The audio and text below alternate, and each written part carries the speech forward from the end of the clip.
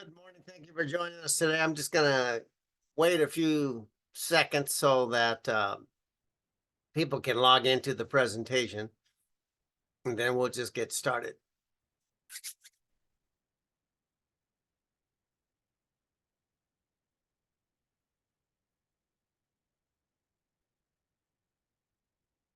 Okay, thank you for joining us today. Today we're going to talk about how to market to government agencies. So we've got a lot of people that reach out to us, but knowing the information that we're going to present today, I think will really help you on your path to finding success in the government marketplace.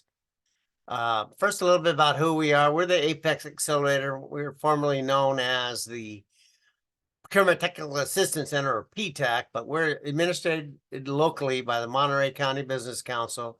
PTACs have been around since 1985. They're funded through the Department of Defense. They're basically reappropriated every year. So every year we have to go in front of Congress and prove our worth. There are actually 96 Apex accelerators across the United States, and there's 7 within the state of California. And the mission of all Apex accelerators is to promote economic growth and employment opportunities in the local markets that they serve. And we do that by facilitating your access to the government marketplace. And that means whether it's federal, state, or local.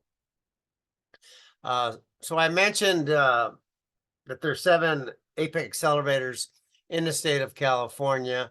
These are the counties we serve on this column on the right. In the middle here are all the other color-coded apexes in the state. We're this teal area, Central Coast, Central Valley area in California. So a little bit about the services that we provide. First and foremost, we provide confidential services to you. Most of what we do is just one-on-one counseling, learning about your business, what you've done in the past, what you're currently doing, and then your plans for the future, and especially your plans for government contracting. In that, we'll talk about pre-award assistance, basically help to teach you how to do find opportunities. That's some of the things we'll be talking about today. How to understand when you find opportunities, you'll download these documents, and they can seem pretty confusing. So we'll help you understand what you're looking at, and then also help you with what's called a capability statement. That is, again, something that we'll briefly cover today, but it's a promotional piece that the government likes to see. Post-award assistance. Typically, we do see that it's not uncommon that a conflict or something will happen in the process of you executing on a contract, and we teach you just kind of how to handle that. Debriefs is an important thing that you should take advantage of. Basically, what a debrief is you asking the contracting officers after an award's been made, whether you win the award or not, is how could I have done better in my offer to you? And then protests. Sometimes people feel that they truly have been wrong in the contract award process. We can talk to you about protest and really whether it makes sense or not. Outreach events. So there's a lot of outreach events that take place. When we hear about them, we push them out to you. Some of them are virtual, some of them are in person. As an example, next week in Tracy, California, there'll be an outreach event there that will have primarily a focus on transportation industry, things that are happening, big projects happening up in that area. But there'll also be a lot of other representatives, such as ourselves, people from the county, the city of Stockton, some of the colleges and universities, Caltrans, etc., that are in San Joaquin County. Webinars and training. Oftentimes at these outreach events, we'll be doing trainings ourselves, but we'll continue to do these webinars. They're a great way to get information out to you. Bid matching is a great service that we provide. Basically, we use third-party vendors that they have systems that we work with you, create a profile for your business, upload in their system. Their system goes out on a daily basis, searching thousands of websites where government entities have posted their opportunities, and any matches are just emailed directly to you. Then navigating certification programs, a lot of them out there: women-owned small business, disadvantaged business, enterprise, service sale veteran, 8A, etc. So we can talk to you about those, whether they make sense for your business or not. If they do, we can talk to you about the qualifications, those types of things. And one of the great things is there's no fees or commitments to you. With that, I would like to introduce another program very similar to ours is the SBDC, the Small Business Development Centers. SBDCs are funded through the SBA. There are over 1,000 SBD centers across the United States. And basically what they do is, work with small business to help them find success.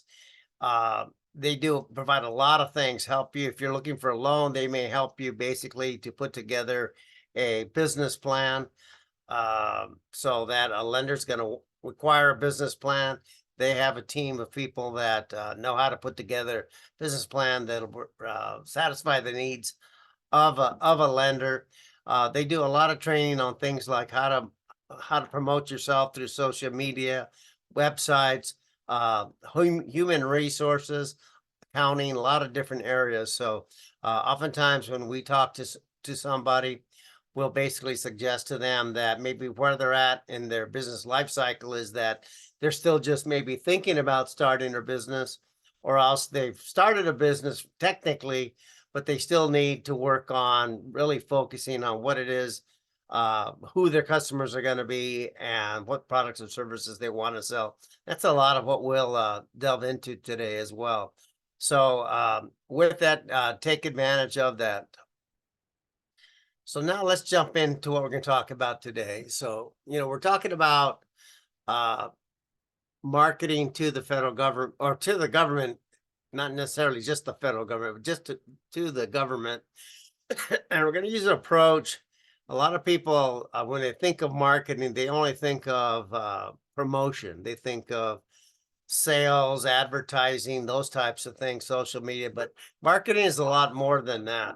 And basically, marketing is basically, people talk about marketing, they talk about the marketing mix and the 5 P's of marketing.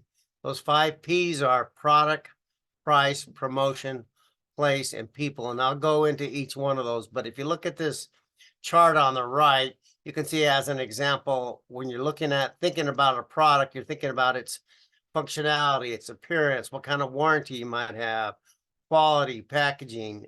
Certainly when you think of quality, as well as how prices kind of goes along with that. A good way to kind of think about it is, say, the automobile industry.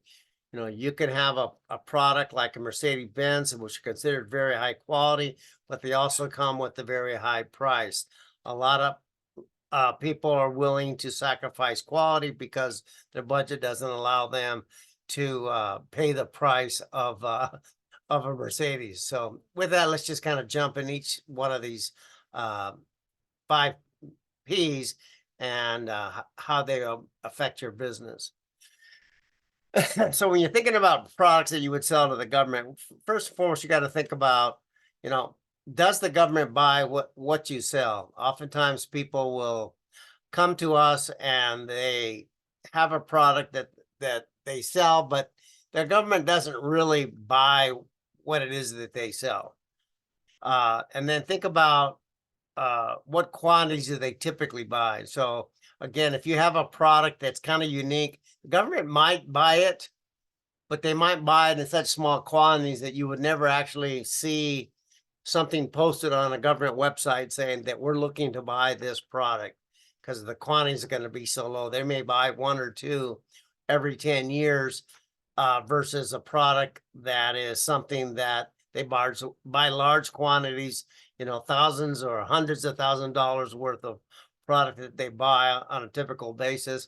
So again, you need to understand, what kind of quantities are they typically buying of the type of product that you sell. Then when you're thinking about your product, think about, is your product commodity? Is it commonly available? So if it is a commodity, price is going to be the most important thing that they're going to look at. They know there's a lot of vendors out there that can provide this commonly available product. So basically that is what they're going to be looking for. Oftentimes they may even tell you that we're interested in this product, this brand name, and oftentimes they'll say either this brand name or an equivalent. This next one is really important. Is your product or service new?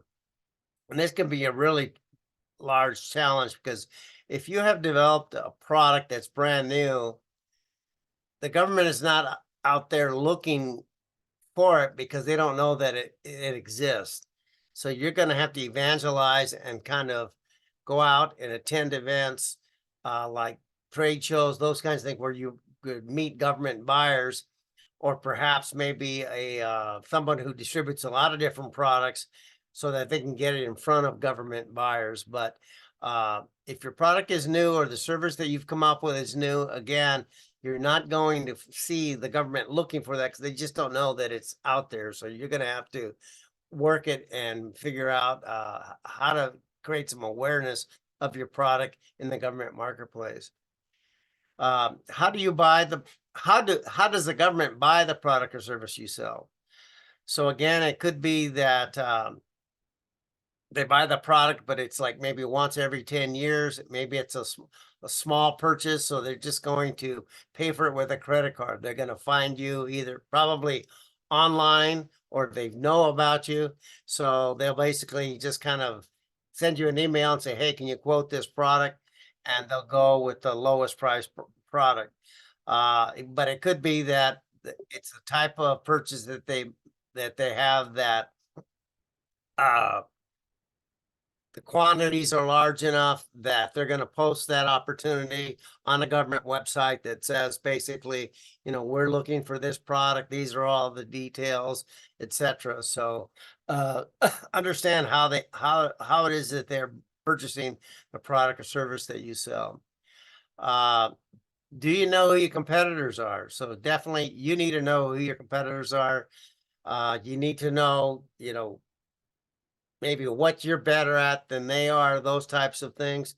So it's really helpful to know who your competitors are. Oftentimes too, by knowing who your competitors are, you can look them up in doing your market research to find out which government entities that they are selling to. At least it's easy to do that in the federal government space as well as for the state. Once you get down into local, it's much harder to do that. But know who your competitors are, and then as best you can try to do the research to find out who are they successfully selling to, because then that could be where you can find your greatest success as well. And then understand, this last one is really important, is understand where you're at in the supply chain. There's a lot of great companies out there that provide either a product or service that they sell, but they never sell directly to the end users, the government. They will sell it to another company who then that company includes that product or service in the final product or service that they're going to deliver to the government. A good way to kind of think about it. There's a couple good ways to think about it. You think of like an airplane as an example. They're in the news a lot lately, but say it's like Boeing, it's who sells aircraft to the government. There's a whole bunch of suppliers that supply Boeing, who in turn finally sells their aircraft to the government. But those suppliers won't sell directly to the government. Likewise, if it's construction, if you're a specialty contractor, the likelihood of you being a prime to the government is rare. The government's going to deal with general contractors who and then are going to work with subcontractors. So now let's jump to price. So again, I mentioned the importance of knowing who your competitors are. So you want to know as much as you possibly can your competitors' pricing. And there's different ways to kind of go about it. Again, if we can kind of show you how you can do this, you can go onto some government websites. One of the things that can be difficult, though, is oftentimes people say, well, how do I price this? In this opportunity that I've seen, they want 15 different things. One of the things is that what you won't be able to see is for each line item, for each item that they purchase, what is the unit cost of those things. What you'll see is the overall price. So you have to kind of go through it and kind of figure out, okay, what more than likely was the pricing on this. When you're thinking about pricing, you got to think about, is your price competitive? You know your industry, you know what things cost, you know, in the private sector, what you charge. So the government basically is not trying to force you to sell to them at a lower price or willing to pay a much higher price. You want a competitive price. And again, one of the things that I mentioned early in this presentation was the debrief. You submit an offer, you don't get it, you want to ask that question, you know, in the debrief, how was my price? You know, was it too high? Was it too low? And they'll tell you, they'll say, well, yeah, it was in the ballpark, but there was some other evaluation factor that made us go with one of your competitors. Escalation clause. During COVID, we certainly saw that prices kind of, because of disruptions in the supply chain, prices escalated to you as in order for you to say manufacture or deliver a product or service. So that's one of the things that you want to include in your offer to the government is an escalation clause. The economy had done so well without price increases for such a long time that a lot of contracting officers didn't even realize that escalation clauses could be included in their contracts, but you definitely want to ask for one because it helps to protect you. These next few things, phrases to know. It's just important that you know these. Request for quote is when it is typically buying a product or service that's a commodity that's well known. And so basically the government is looking for a price more than anything. Typically the lowest price technically acceptable is awarded the contract. So the lowest price doesn't always get the contract. Lowest price technically acceptable gets the price, gets the contract award. Request for proposal is similar. You know, you're going to provide a price to the government, but they're more interested in what is the solution. What is the process you're going to do to help them solve the problem that they've defined in the statement of work? So that's kind of the big difference with that. I mentioned lowest price technically acceptable. Again, government buys lowest price. Oops, I've really jumped around. Sorry. Lowest price technically acceptable. Again, if your price is so low, the government's going to say they missed something and they may not even bother trying to determine why your price is so low. It's just that if all the other bids come in, say, within 5% of each other and yours is 20% lower than everybody else, they're basically going to say they made an error here. So, or else they figure if they award the contract, once they have the contract, they're going to come back and try to ask for more money, which then just creates a lot of headache and extra work for everybody else. This last one, discounts. Oftentimes you'll see that the government will ask for discounts, like as in this example, 2%, 2% discount within 10 days or the net in 30 days. And there's variations on this, but you can offer it. They'll like to see that. You don't necessarily have to. That's something you just kind of need to sit with your team and see whether you're willing to offer a discount or not. Promotion. So again, when people think of marketing, this is basically kind of what they think of, but it includes everything we've talked about and what we continue to talk about. But with promotion, I mentioned at the very beginning, capability statement. And what a capability statement is, similar to with the next bullet point, is collateral material. But a capability statement is a one-page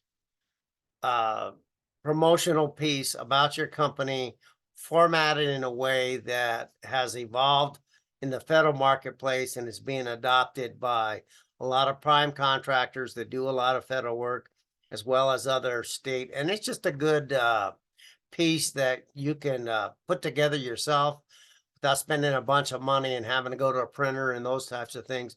But it's a one pager that basically has an elevator speech of what it is that you do. You talk about your core competencies. You talk about what are your differentiators, basically the value proposition you have. And then you want to put some past performance on it. And then you have just some basic information, contact information, whether you have any kinds of certifications, putting things on it like unique entity identifier, cage code that tells, say, a federal contracting person that you're already registered in the system for award management, sam.gov, so that you're ready to do business with them. Collateral materials. So depending on your industry, collateral materials includes a lot of things. You can think of, okay, you want to have a nice brochure for your business, and that's great to kind of have, like if you have a booth at a trade show or those types of things. But again, government, when you go to oftentimes to an event like this and you go to a booth and say it's the Army Corps of Engineers or Department of Education, first thing almost that they're going to say is, hey, do you have your capability statement? Can you send me your capability statement?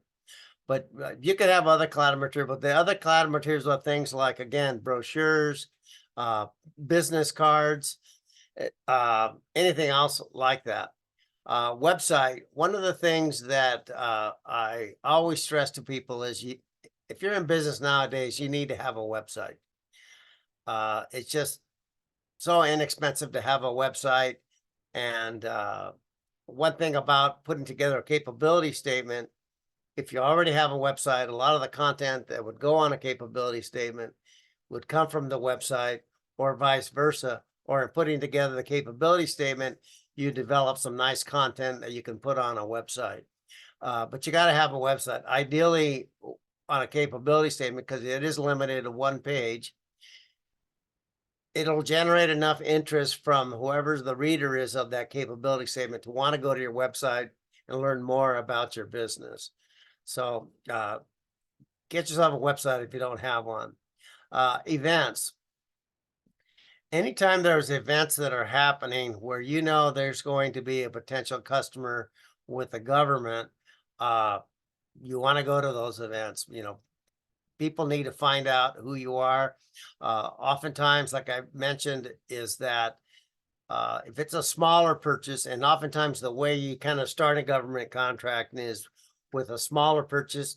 You do well on that smaller purchase. The next order is a little bit larger and a little bit larger. So by going to events is a way for you to, people to learn about your company, know that you're out there, what it is that you do.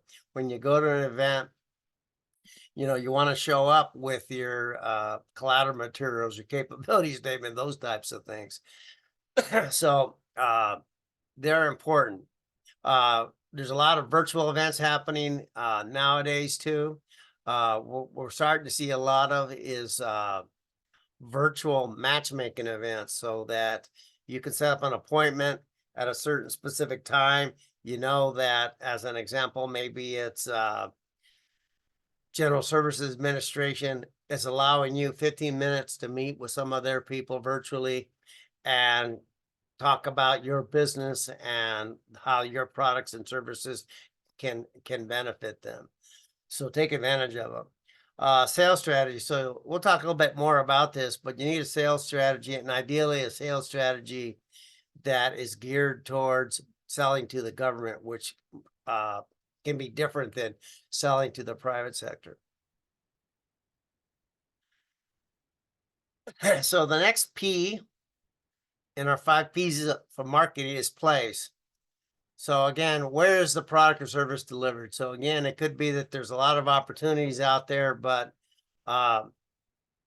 if where the product or service needs to be delivered might be in another state, is your price going to be competitive considering the cost it will take you to either ship your products to the other location, or as an example, as a service, um, if you have to do something like house people in a hotel or something while they're doing the work, etc. So make sure you understand where the place of performance is the term that in the federal marketplace they use. So when you look at opportunities, they'll tell you this is where the place of performance is going to be. Understanding where the place of performance is, again, think about what are the costs associated with the place of performance. It could be that it's really close to you, it's in your backyard. That's going to give you a competitive advantage over somebody else that, again, might have to travel a long distance to provide that same product or service. But likewise, if it's far from you, it could be that your prices then might be too high.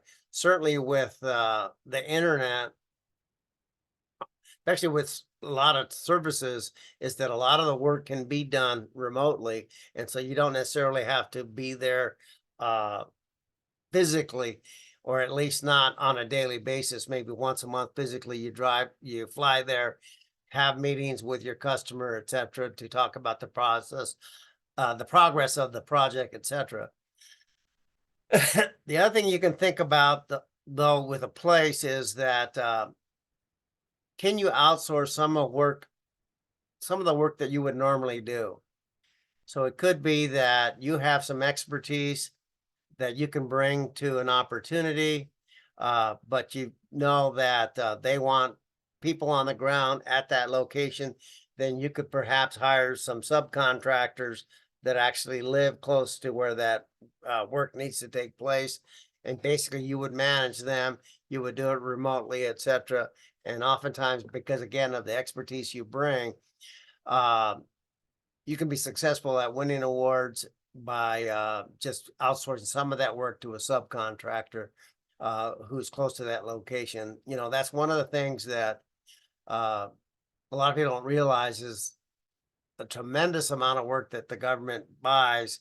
It's not just what I call the prime contractor, the company that directly has that contract with the government, but the government knows that oftentimes, you know, you're using subcontractors to actually assist in delivering the product or service that you're selling to the government. So people, there used to be always 4 Ps for the longest time in marketing, and then they've added this fifth one, and I like it. You know, you see on the right the 4 Ps: product, place, price, promotion. But now people, and the reason why is, you know, do you have the right leader? You know, one of the things about government contracting is if you really want to get into government contracting, you need someone who's going to be the team leader and can be there to kind of say, yes, we're going to do this. We're going to be committed to it. We know that the fruits of our labor are not going to happen overnight, but I'm going to make sure that this gets done.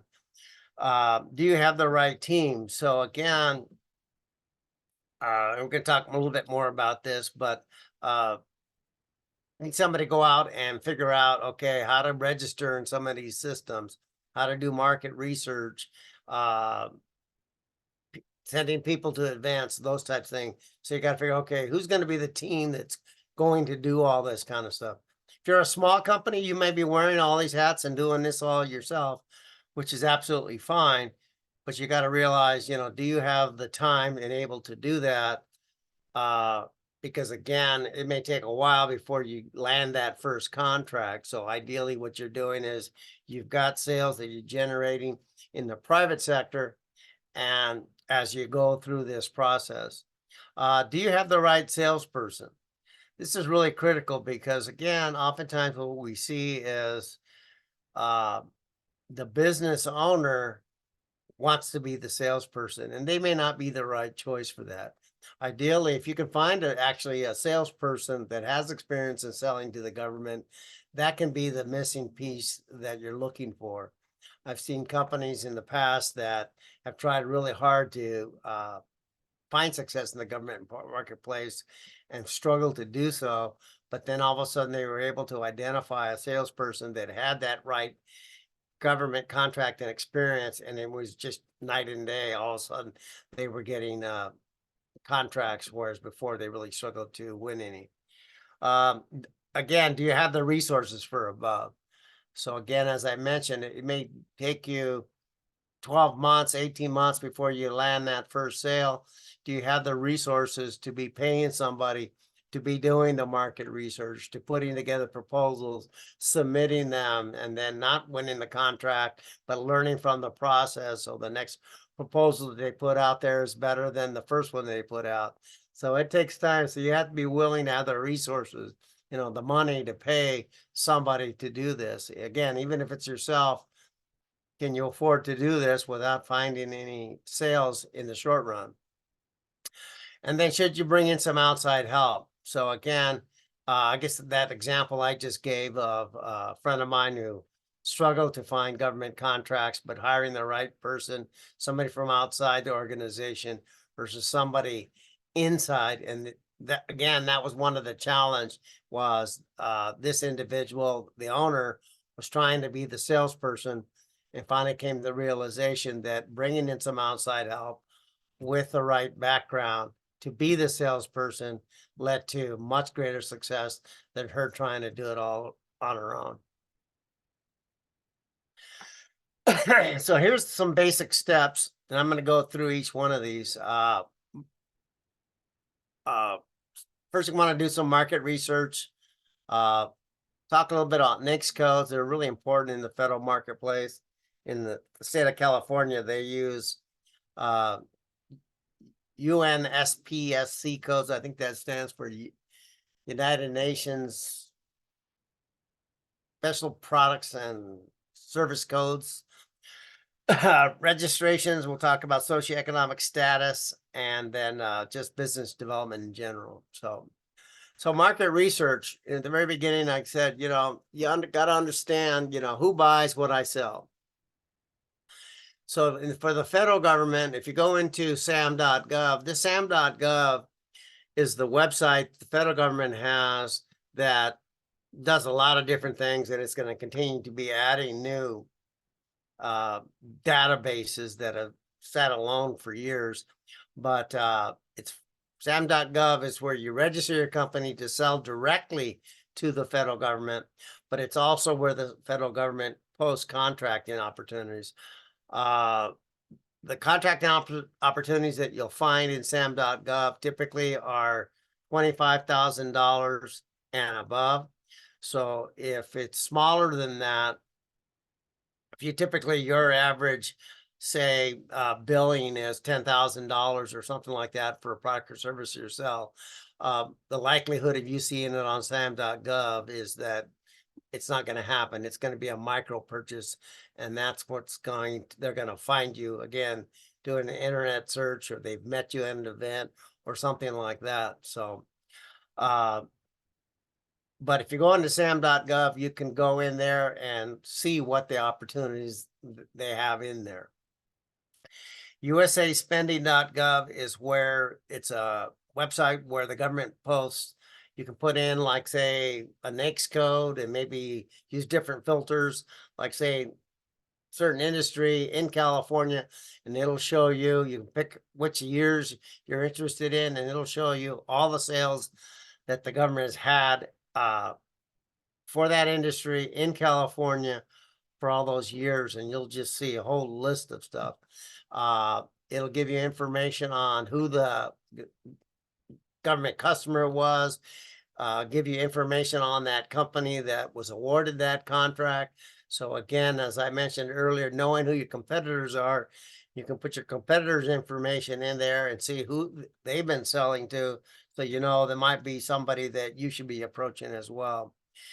FPDS is similar to usaspending.gov. It's a little bit more confusing to use, but again, it's somewhere you can go and just find out more information. With the state of California, if you go into this is their main portal, Cal eProcure. This is where if you want to sell to the state of California directly, you register there. And this is where they post their contract and opportunities, so you can actually see what it is that they're going to be buying. You can also go into it and see past purchases as well, and that's something that we can teach you on how to go about doing that. And then finally, locally, for the most part, locally, like county, city, town, like school districts, etc., you won't see the kind of information that you can get on the federal level at the state level. But it's worth you just looking at and familiarizing yourself with their websites just to see and understand a little bit more about their processes. That's like I mentioned with the event up in Tracy next Thursday, is that there'll be people from the county, the city, some of the universities, and etc., so that you can meet with them and talk to them about the product or service you sell, and ask them, how do you guys procure these types of things? And they'll tell you. They may say, well, we just kind of do it. If we know about your company, we'll contact you. Those types of things. They'll say we post them on our website. Some do, some don't. So it's going to vary. NAICS code. So I mentioned the codes. NAICS codes stands for North American Industrial Classification System codes. And basically, every industry has been assigned a code. They're not perfect. If you're in some kind of a niche industry, you'll probably fall in kind of a other category. But oftentimes in registering some of these websites, they require you to enter a NAICS code in SAM.gov. You're required to have enter some NAICS codes, and you can have several NAICS codes. You're not limited to just one, but you need to know what yours is. And then like this third bullet point says, it can be used for searching opportunities. So I mentioned like SAM.gov and USA Spending. You can put in the NAICS code and then run a search, and then any opportunities for that NAICS code, you'll start seeing them there. Same thing in USA Spending. You put in the NAICS code and you'll see everything that was purchased under that NAICS code. Sometimes, again, because they can be kind of broad, the NAICS code, you may have a NAICS code, but what they actually purchased might not be something that you sell. So you need to kind of go through it, and you'll get a sense for whether something applies to your company or not.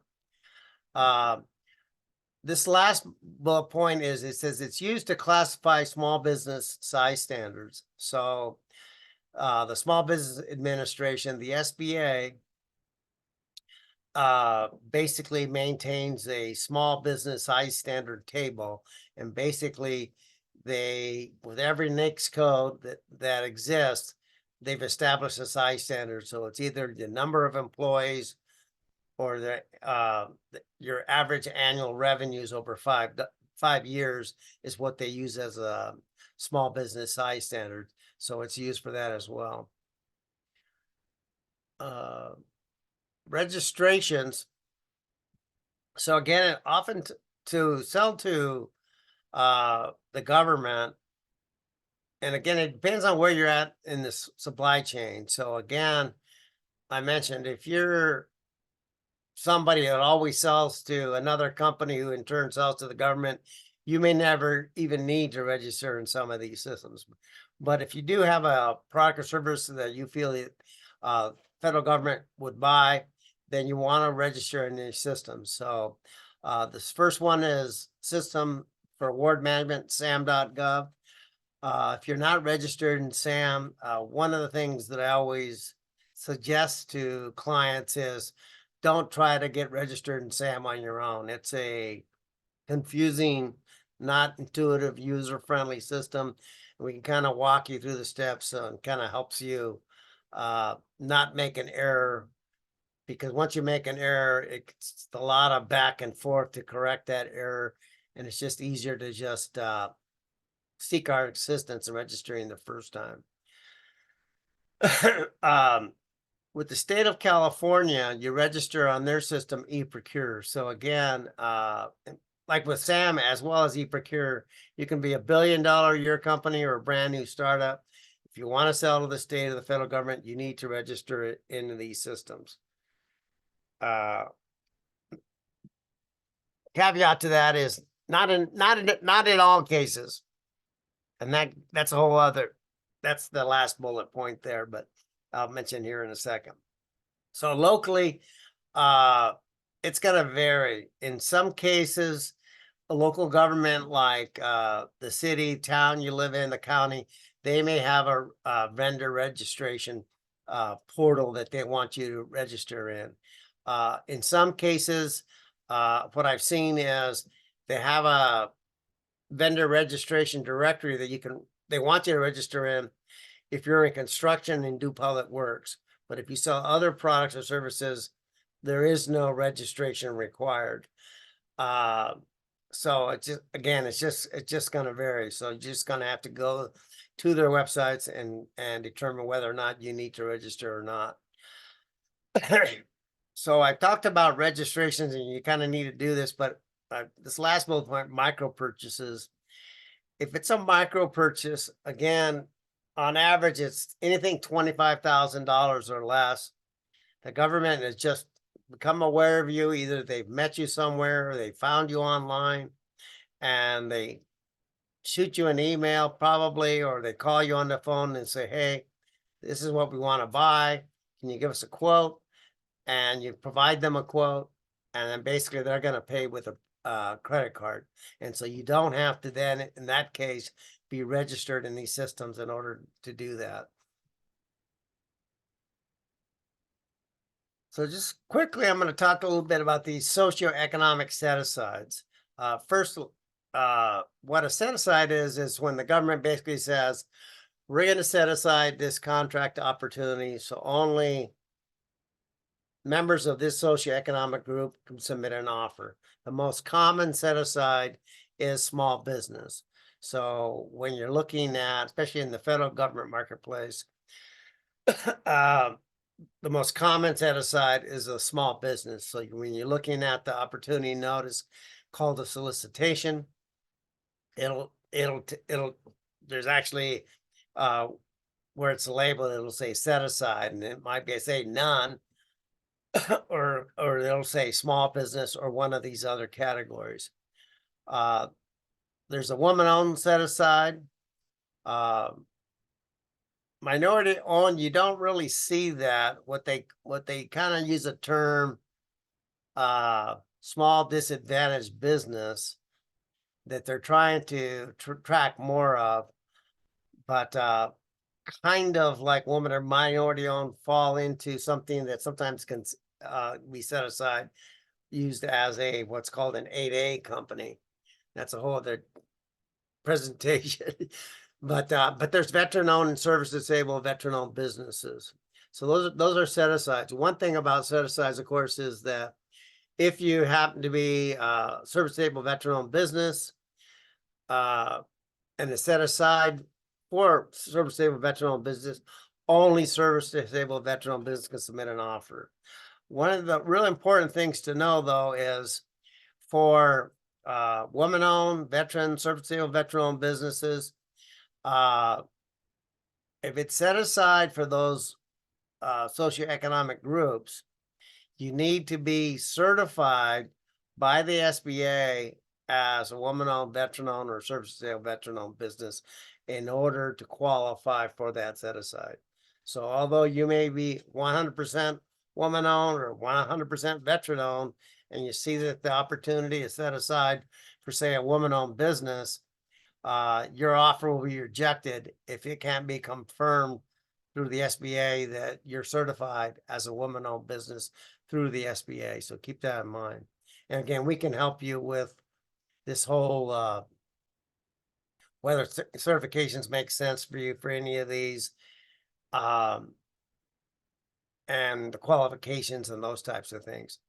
I've got this last bullet point down here.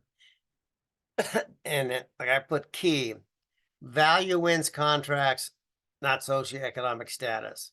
Uh, Too often people think that because I can get certified as a woman-owned business or a veteran-owned business, that means that it's going to be easy for me to get contracts. The reality is that, you need to provide a value proposition to your potential customer that more than likely, your product or service that you provide is better than everybody else. And as an additional icing on the cake, you can help that federal agency meet a goal that they have for these set aside programs that exist. But again, I've seen too often people are promoting the fact that they're woman owned or veteran owned when they should be promoting their value proposition first and foremost, because that's what the customer really wants. Well, one of the things in that is that typically when you're submitting an offer, they want you to provide references of who you've sold a similar product or service to in the past. And if you can't do that, you can have all the certifications in the world. You're not going to get the contract. So keep that in mind. So this last one here is just about business development. How we doing on time? Good. Uh, Understand, especially like when you're going to like an event, uh, you'll meet. Well, I think on the next slide I kind of talk about it, but there's buyers and end users. And one thing is, like it says here, it says they can be hard to access. They're busy people. Uh, if it's a buyer and you try to email them and things like that, you definitely want to, if you can identify a buyer, send them your capability statement.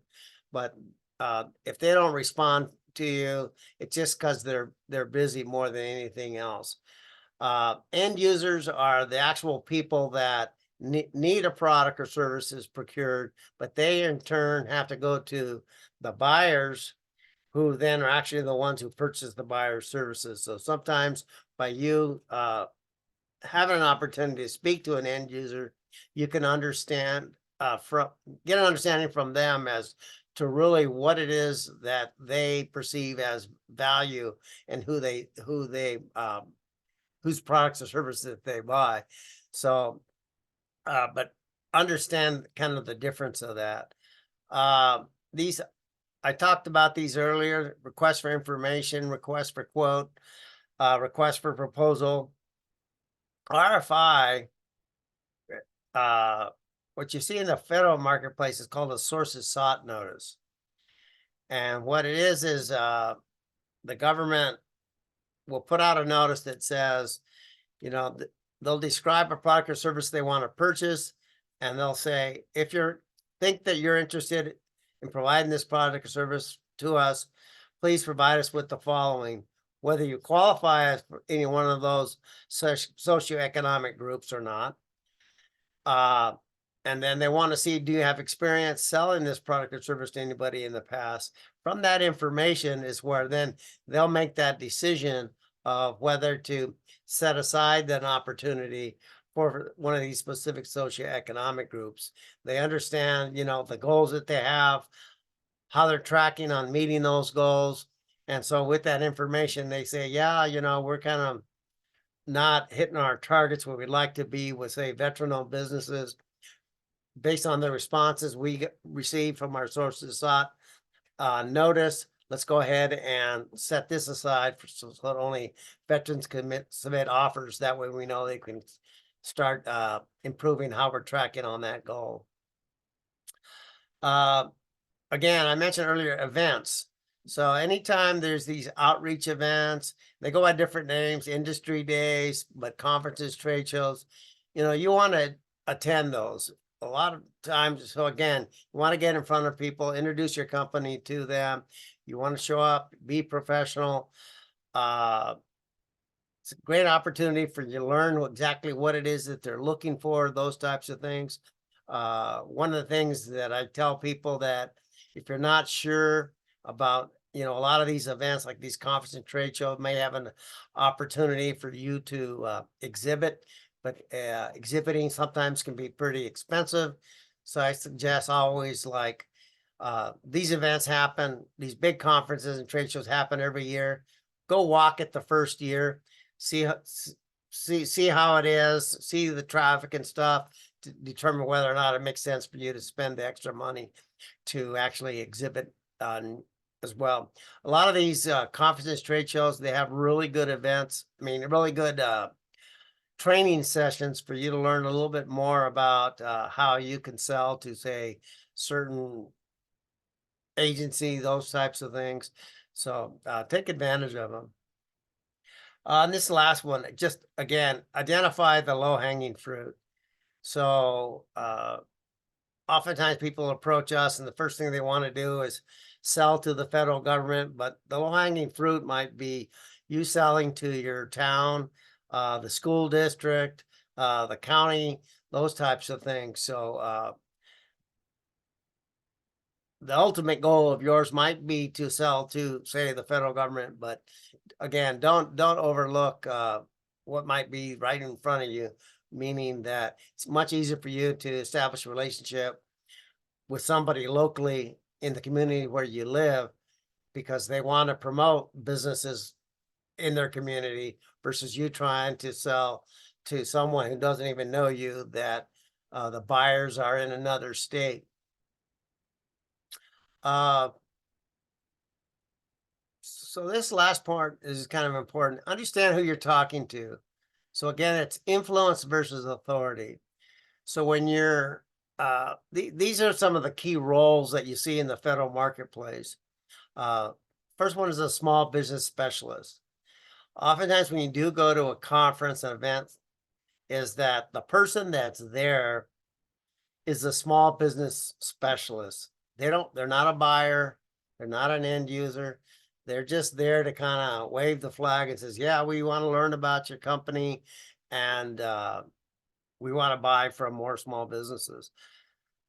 But they're going to ask you, hey, do you have your capability statement? And you want to have that capability statement, hand it to them. You want to get their business card and you want to say to them, I'm going to go ahead and I'm going to email you my capability statement. So that way it's easy for you to distribute. What I've learned recently is that a lot of government agencies, as well as a lot of large primes, actually create like a master directory that anybody that they come in contact, and they've got like, say, like a federal agency or a large prime contractor. Northrop Grumman comes in mind because I saw them speak in Idaho a few weeks back.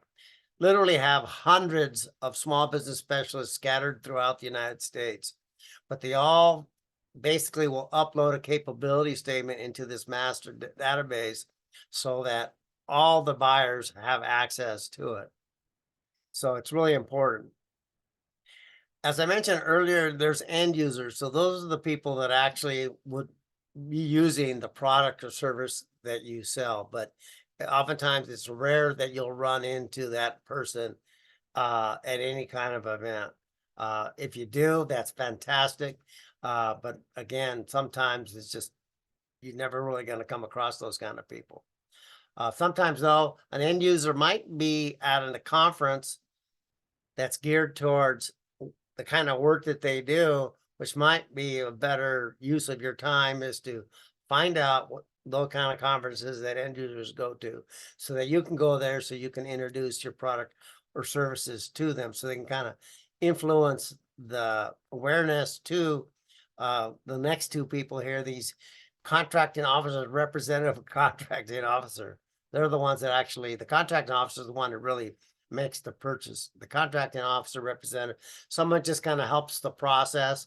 Oftentimes, you know, when you send, like, say, questions in, it'll go to the contractor officer representative. They'll work and they'll repost it. They're more kind of a administrative person, but the contracting officer one actually has what's called a warrant, the power to actually execute the contract.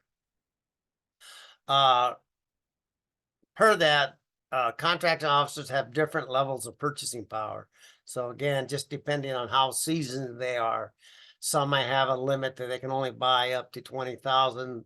Somebody else might have a limit up to 200,000, somebody might have a limit up to, $200 million. So it's going to vary.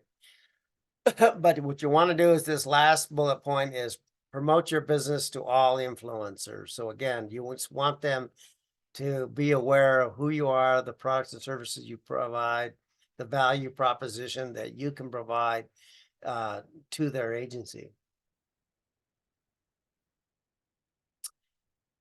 So then ideally, we've been talking about marketing, all the different aspects of it. And so ideally, you're going to develop a marketing plan specifically for the government. Again, you're going to do your market research. Who buys what it is I sell? You've looked at the marketplace and understand what kind of pricing is. The location of where the product or services need to go to, and those types of things. So ideal if you can have a government marketing plan, that is actually best. It really help you to gain success. Sometimes people use a term, a capture plan. Basically, it's this different name for government marketing plan, but it's a plan that you have written down, documented of how are you going to go about this. Again, have your capability statement, the website, collateral materials, if that tells a better story of who you are and what you do. This one is really important, this past performance documentation. As I mentioned, when you submit an offer, and sometimes in that sources sought RFI process, they want to see you provide them minimum 3 references where you've done similar work with somebody in the past. That past performance, if you've never sold to the government, that's okay. If it's come from the private sector, what they're more interested in is the work that you did somewhere else, that it can be confirmed that you've done it somewhere else, so that they feel good that you can do it again. They're going to want to know what it was, who you did it for, the name of somebody they can contact, a phone number for that person, and an email address. So again, talk to people that you've done work for in the past that are happy customers, and have that ready to go. So that way, when you have to respond, it's already complete. Again, sit down with your team and identify your competitive advantage. You've got something there, and we can kind of help you with that, but define what your competitive advantage is. And this last one, elevator speech, branding, messaging. Make sure somebody asks you, hey, tell me about your business. What do you do? That it just flows right off your tongue of what it is that you do. So here's just some quick takeaways, then I'll take any questions anybody has. And then I always forget to mention this. You'll get a copy of the presentation, a link to the recording as well. But remember that the owner is not always the best salesperson. I told you about my experience in the past with an owner. Try to be the salesperson, didn't have much success. Sometimes the owner gets too wrapped up in trying to woo people with technical. Well, it kind of even goes to the next one. It says avoid too much technical speak. So sometimes when someone is talking to a potential customer, they get too wrapped up in all the technical aspects of what it is that they're trying to sell, and don't realize that the person that they're talking to has no clue what they're even talking about, because they're not the end user. So you just need to, again, talk about your value propositions, but in kind of layman's term, so that they can become motivated to get you in front of the right people that can understand all the technical aspects that you can provide. Again, this goes back to, references, but share how you delivered value to another customer. That's what people want to buy is, value. Relationship building. So again, network, go out, go to events, join associations with other companies that are similar to yours. Again, it could be that by you networking and you find another company that's similar to yours, you can be their subcontractor or they can be your subcontractor. So you're making money. Always be professional. So again, if you send out emails, make phone calls, you don't get a response, don't take it personally. People are busy. Be professional. And then utilize the outreach personnel. And these outreach personnel are those small business professionals that you'll run into at these events. Utilize them, be nice to them, develop a rapport with them because then they'll advocate for you. But if you kind of go in with a chip on your shoulder, they are not going to advocate for you. And then finally, this last one is just continue to educate yourself. There's a lot to learn about government contracting. Most thing I would say is once you kind of educate yourself that you need to be registered, these are where the opportunities are. You start reviewing them and see, and start understanding the documentation, information you need to provide. It takes time to do that, but continue to educate yourself like you're doing today. Be internet savvy. And I put that there because once you start going to these websites, they're not all intuitive. They're all not all laid out the same. They don't all use the same language. So you need to kind of figure out how to kind of poke around and make it work. But don't try all the poking around on registering for sam.gov. Reach out to us and we'll kind of walk you through it. It'll just save you a lot of time. This one is really important. Subcontracting can be a good start. I don't know how many times I've heard somebody who's a business owner speaking in front of a conference and they'll say, the way I started, I was a subcontractor to this other company. I really learned, how the document flow was and all this stuff. And now, I'm highly successful. It's a great way to start. So a lot of people just don't realize that how much subcontracting happens in business just in general. This next one to watch for scams, I put that there just because once you start, especially registering sam.gov, there are companies out there that will find your information, start sending you emails saying, pay us to help you get registered in SAM, or we have access to all these government buyers, or government buyers use our directory every time they're looking for somebody. Just don't do it. If you get an email and you're not sure about it, forward it to one of us and then we'll tell you whether it's legit or not. There's some good legit companies out there that help people in the government marketplace. The good ones though, the subscription services for them are expensive. They kind of start at like around 9,000, then they go up to like $100,000 a year. So we can talk to you about whether it makes sense or not, but most of the ones you're gonna start seeing are scams. And then this last one is just so important. Patience. I say this all the time. It's a marathon, not a sprint. Again, you have to learn, you have to understand how to find opportunities by doing your market research, start submitting offers. Again, you're not going to necessarily win the first one that you submit on, but you learn in the process. The next one's going to be better, etc. So again, just kind of keep that in mind.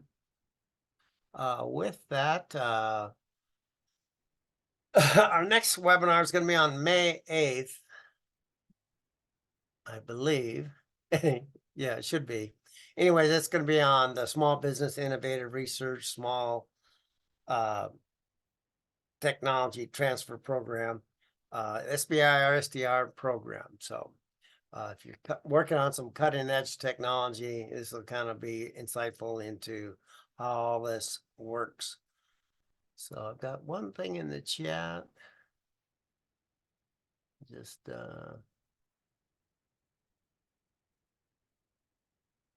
okay. All right. So